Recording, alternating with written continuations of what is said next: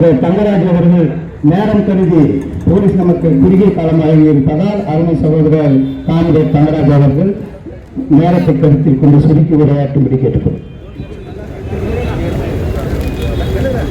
இந்த தர்ணாவுடைய தலைவர், மதிப்பிற்குரிய தலைவர், முன்னாள் சட்டமன்ற உறுப்பினர் அருமை சகோதரர் எஸ் ராஜேந்திரன் அவர்களே மற்றும் இந்த தர்ணா போராட்டத்தில் கலந்து கொண்டிருக்கக்கூடிய அனைத்து கட்சி தலைவர்களே, உங்கள் அனைவருக்கும் என்னுடைய முதற்க வணக்கத்தை மார்க்சிஸ்ட் கம்யூனிஸ்ட் கட்சியின் சார்பாக உரித்தாக்கிக் கொண்டு, இன்னைக்கு நாம அறிஞ்ச விஷயம்தான், நம்ம உச்ச நீதிமன்ற தலைமை நீதிபதி மேல ஷூவை எரிஞ்சிருக்கக்கூடிய செயலை இன்னைக்கு கருதுகின்ற வகையில் இந்த தர்ணா போராட்டம் நடந்து கொண்டிருக்கிறது. இது போன்ற பல்வேறு சந்தர்ப்பங்கள்ல மதிப்பிற்குரிய நாம பல்வேறு போராட்டங்களை நடத்தியிருக்கோம். உதாரணத்துக்கு சொல்லணும்னாக்கா, இங்க இருக்கக்கூடிய எஸ்பி அலுவலகத்தை இந்த ஊரை விட்டு வெளியேற்றணுன்ற அந்த பிரச்சனை வரும்போது முதலா குரல் கொடுத்தவர் ஐஎஸ்ஆர்.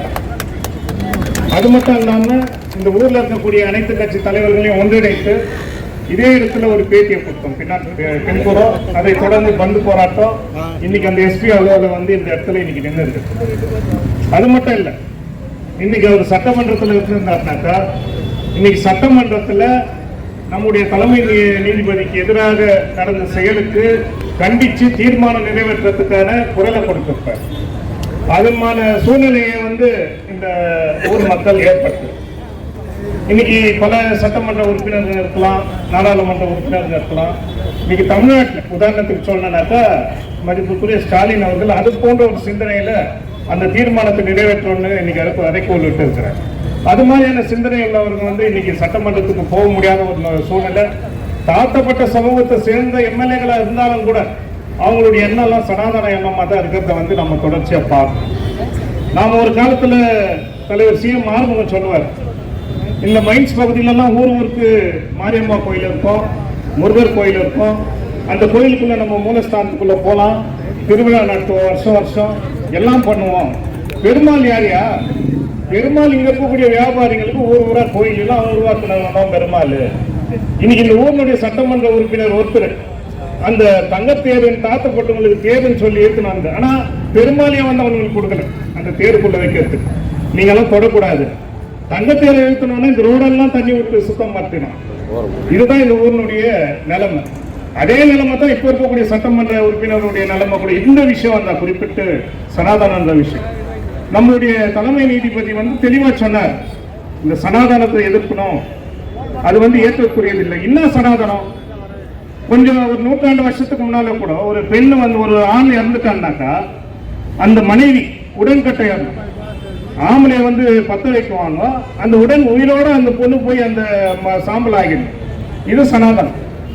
2 விதமான தாட்ஸ் இருக்குதுங்க, எஜுகேஷனல் தாட். ஒன்று, டாக்டர் பாபா சாஹேப் அம்பேத்கர் சொல்லியிருக்கக்கூடிய அவர் பௌத்தத்தை தழுவி அந்த அடிப்படையில் சொல்லியிருக்கக்கூடிய விஷயம் கல்வின்றது.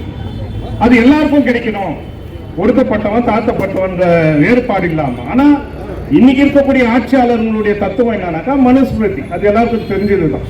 அந்த மனு தர்மத்தினுடைய ஆதாரத்தில் இருக்கக்கூடியவன் ஆதி காலத்துல நம்மளுக்கு இருக்கக்கூடிய உதாரணம் ஏகலவியம் நம்மளுடைய சமுதாயத்தை சேர்ந்தவன்.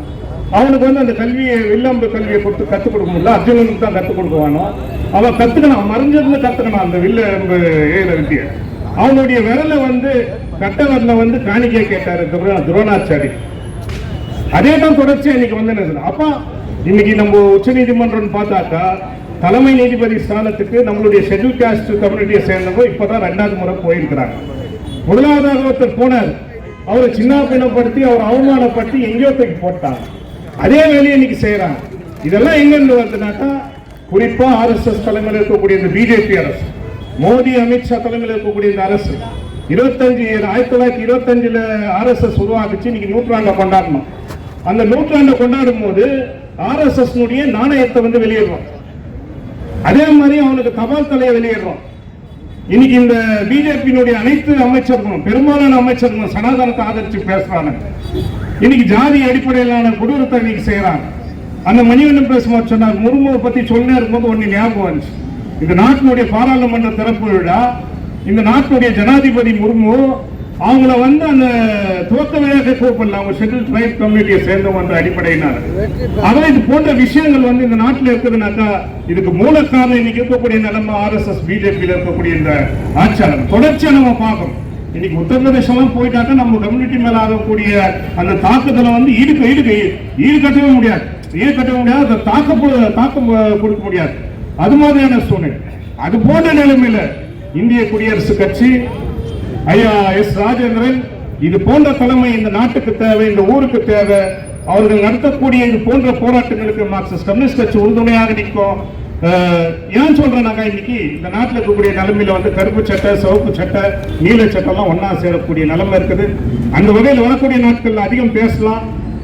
தலைவர் ஐயா சொன்ன மாதிரி நான் சுருக்கமா முடிச்சுக்கிறேன். அந்த வகையில் வரக்கூடிய நாட்கள்ல வந்து இந்த போராட்டங்களை தீவிரப்படுத்தலாம். எல்லா நேரங்கள்லயும் இன்னைக்கு ஒரே ஒரு விஷயம் சொல்லி முடிச்சுக்கிறேன். இன்னைக்கு கவுன்சில் இருக்கு, நகரசபை இருக்கு. நகரசபையில மறுபடியும் இது போன்ற குரல்கள் வரும். இன்னைக்கு அந்த ஒரு கூட்டம் நடக்குதுனாக்கா அந்த தீர்மானத்தை நிறைவேற்றும். எஸ்பி ஆபீஸ் மாற்றப்படக்கூடாது. யார் குரல் எழுப்பணும்? ஒன்னு எஸ்ஆர் குரல் எழுப்பணும், இல்ல நான் குரல் எழுப்பணும்.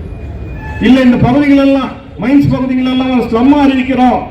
அங்க எல்லாத்தையும் அறிவிச்சுட்டு எங்கேயோ ஒரு இடத்துல 200 ஏக்கர் பார்த்து அந்த வீடுகள் எல்லாம் ஷிஃப்ட் பண்ணிடுறோம். குரல் எழுப்பணும். அவர் குரல் எழுப்பணும், இல்ல நாம குரல் எழுப்பணும். வரக்கூடிய நாட்கள்ல இந்த 2 குரல் வந்து 20 குரலா உயரணும்.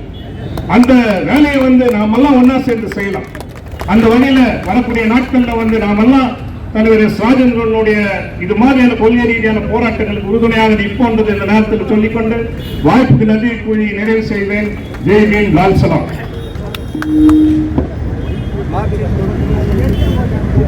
மார்க்சிஸ்ட் கம்யூனிஸ்ட் கட்சியின் சார்பாக கலந்து கொண்ட தோழர்களின் அருமை சகோதரர் தங்கராஜ் அவர்கள் சிறப்பான உரையாற்றியமைக்காக ரிபப்ளிகன் மாவட்ட கமிட்டியின் சார்பாக அவருக்கு மரியாதை செலுத்துவோம்.